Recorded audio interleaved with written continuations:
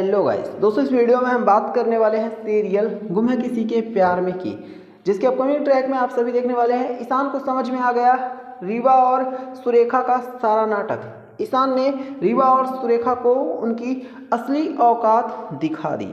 जी हाँ, आपको बताया दोस्तों कि जो हमारा ईशान है ना, वो रीवा और सुरेखा को देखकर काफ़ी ज़्यादा परेशान हो चुका है।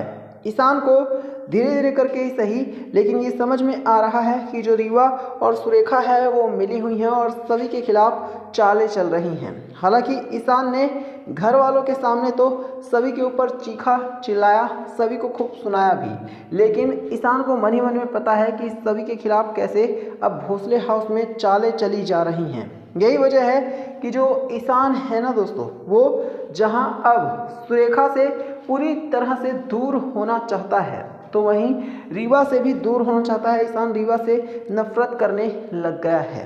शो के लेटेस्ट ट्रैक में आप सभी को देखने मिलने वाला है कि अब जो ईशान है वो रीवा को खुली वार्निंग देने वाला है। यहाँ तक कि ईशान रीवा को ये भी कहने वाला है कि अब जो रीवा है ना, वो भोसले हाउस से हर हाल में चली जाए, क्योंकि धीरे धीरे करके ईशान को पता चल रहा है कि जो रीवा है वो सभी और ईशान के बीच में लड़ाइयाँ करवाने के लिए किस तरह से चालें चल रही है और नाटक भी कर रही है।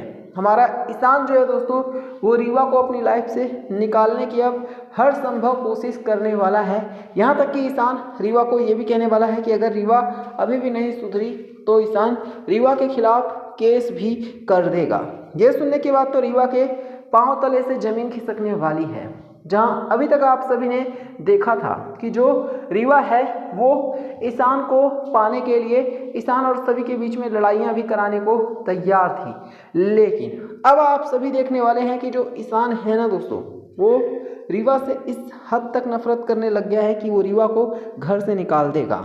लेकिन आपको बता दें कि जो सुरेखा है ना, वो क्योंकि सभी से नफरत करती है, ऐसे में सुरेखा हर हाल में चाहती है कि बस कैसे भी करके जो सभी है वो भोसले हाउस से चली जाए। अब यहाँ पर जो देखने वाली बात है वो ये होगी कि आखिरकार जो सुरेखा है वो अब क्या कुछ करती है।